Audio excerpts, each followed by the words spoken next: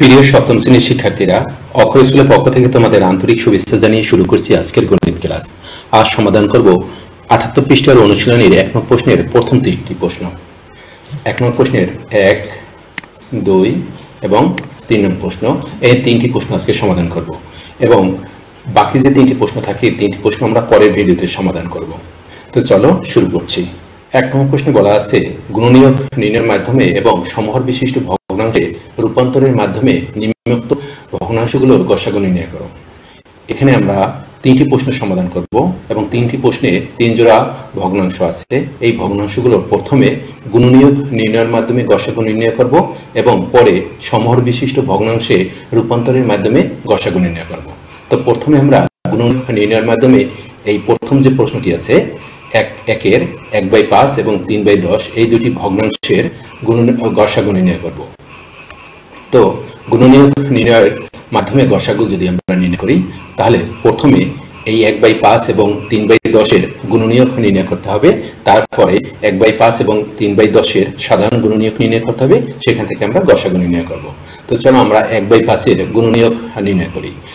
কোনো ভগ্নাংশের গুণনীয়ক কিভাবে নির্ণয় করতে হয় এর আগের ভিডিওগুলোতে আমরা দেখেছি। তো আরও একবার বলি যে কোনো একটা ভগ্নাংশকে যদি পর্যায়ক্রমে কোনো পূর্ণ সংখ্যা ভাগ করা হয়, তাহলে যতগুলো পূর্ণ সংখ্যা দ্বারা ভাগ করা হবে অতগুলো গুণনীয়ক আমরা ওই সংখ্যা পাবো। যেমন ১/৫কে যদি ১ দ্বারা ভাগ করা হয় তাহলে ১/৫ পাবো। তাহলে ১/৫ হচ্ছে ১/৫-এর গুণনীয়ক। তো এইভাবে করে আমরা ১/৫কে যদি ২ দ্বারা ভাগ করি তাহলে পাবো ১/১০ এবং ৩ দ্বারা যদি ভাগ করি ১/৫কে তাহলে পাবো ১/১৫। আবার ১/৫কে যদি ৪ দ্বারা ভাগ করি তাহলে পাবো ১/২০। যেমন দেখো, এইভাবে কোনো ভগ্নাংশের গুণনীয়ক আমরা নির্ণয় করতে পারি। তারপর ৩/১০, ৩/১০কেও যদি এইভাবে কয়টি পূর্ণ সংখ্যা দ্বারা ভাগ করা হয় তাহলে যে ভাগফল আমরা পাবো, অর্থাৎ যে ভগ্নাংশ আমরা পাবো, সেই ভগ্নাংশগুলো হচ্ছে ৩/১০-এর গুণনীয়ক। যেমন ৩/১০কে প্রথমে ১ দ্বারা ভাগ করা হয়েছে, তাহলে পেয়েছি আমরা ৩/১০। যদি ২ দ্বারা ভাগ করা হয় ৩/১০কে তাহলে পাবো ৩/২০। যদি ৩ দ্বারা ভাগ করা হয় ৩/১০কে তাহলে পাবো ১/১০। এটি দেখাচ্ছি, দেখো ৩/১০ ভাগ ৩ যদি ৩ দ্বারা ভাগ করা হয় তাহলে দেখো ৩/১০ ভাগটি গুণ করে দিলাম, এটি নিচে একটা ১ ধরতে পারি আমরা, এই ১ গেল উপরে, এই নিচে আসলো ৩। এখন এই ৩ দ্বারা ৩কে যদি ভাগ করি তাহলে হবে ১ এবং ১ গুণ করলে উপরে হবে ১, লবে ১ আর নিচে রইল ১০। তাহলে ৩/১০কে ৩ দ্বারা ভাগ করলে আমরা পেলাম কত? ১/১০। এই হচ্ছে ১/১০। তো এইভাবে ৩/১০কে যদি আমরা ৪ দ্বারা ভাগ করি তাহলে পাবো ৩/৪০।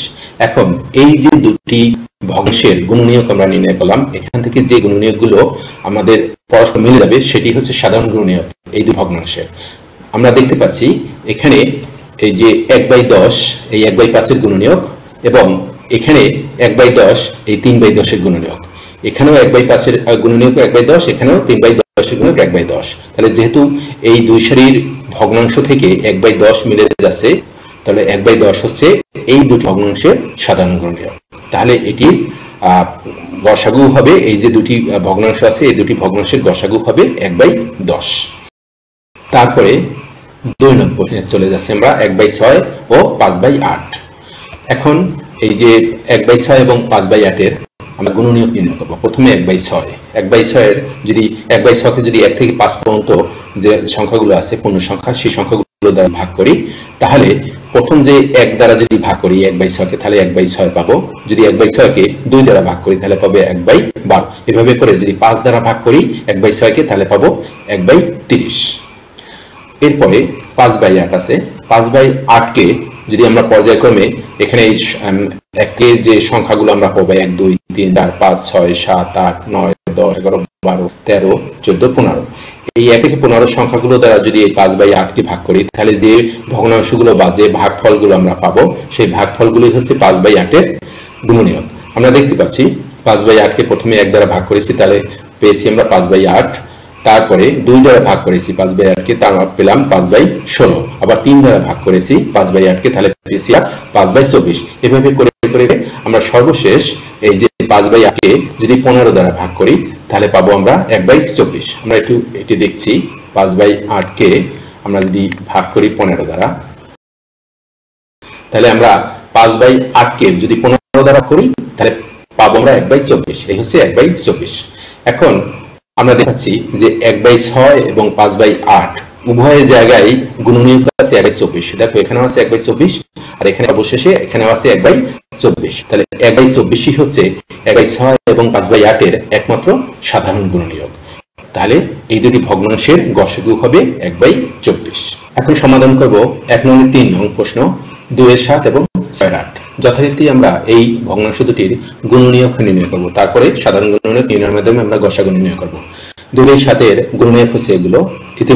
ইতিমধ্যে আমরা জেনেছি যে গুণনীয়ক কোন ভগ্নাংশের গুণনীয়ক কিভাবে নির্ণয় করতে হয়। এখানে 2/7 কে পর্যায়ক্রমে 1 থেকে 10 পর্যন্ত পূর্ণসংখ্যা দ্বারা ভাগ করা হয়েছে, ফলে 10টি ভগ্নাংশ পেয়েছি। এই 10টি ভগ্নাংশই হচ্ছে 2/7 এর গুণনীয়ক। অপরদিকে 6/8 কে আমরা পর্যায়ক্রমে 1 থেকে 21 পর্যন্ত পূর্ণসংখ্যা দ্বারা ভাগ করেছি, তাহলে 21টি ভগ্নাংশ আমরা পেয়েছি।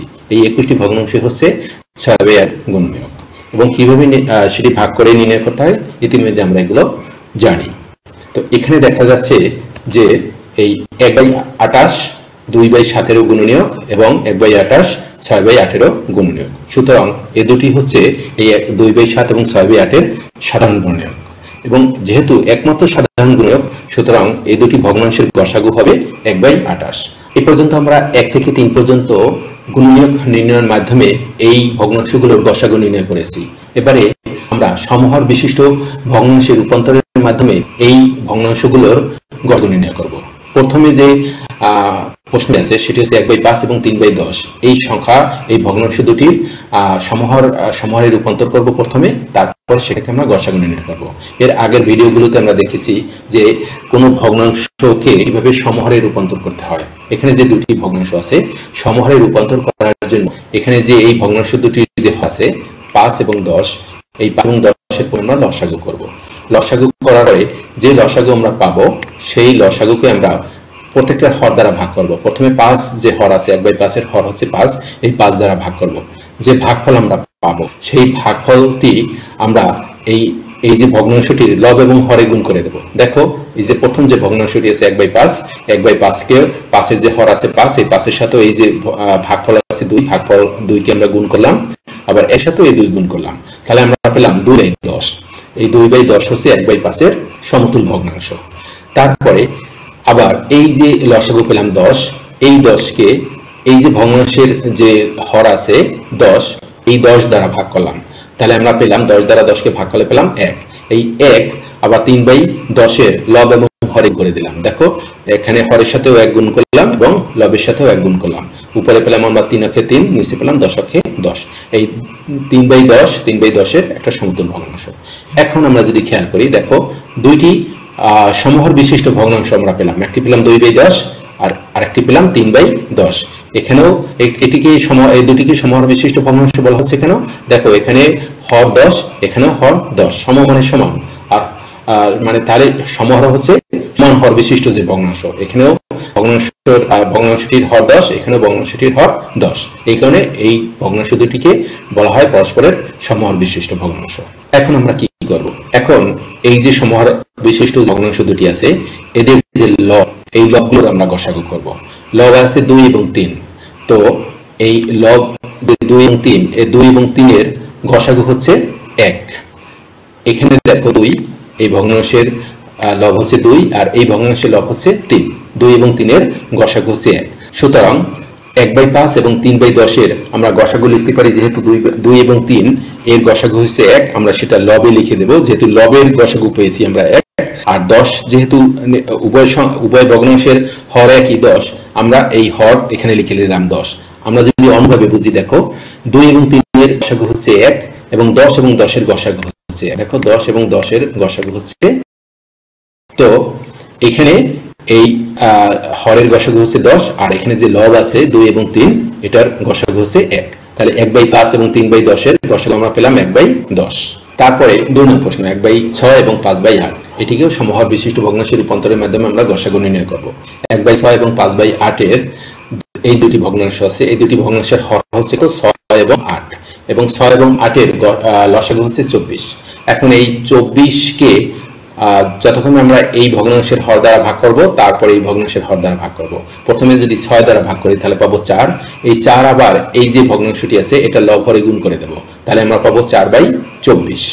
আবার এই 24কে এই যে ভগ্নাংশের হর আছে এই হর ভাগ করব, তাহলে পাবো 3, এই 3 আবার এই ভগ্নাংশটি লব হরে গুণ করে দেব, তাহলে আমরা পাবো 12/24।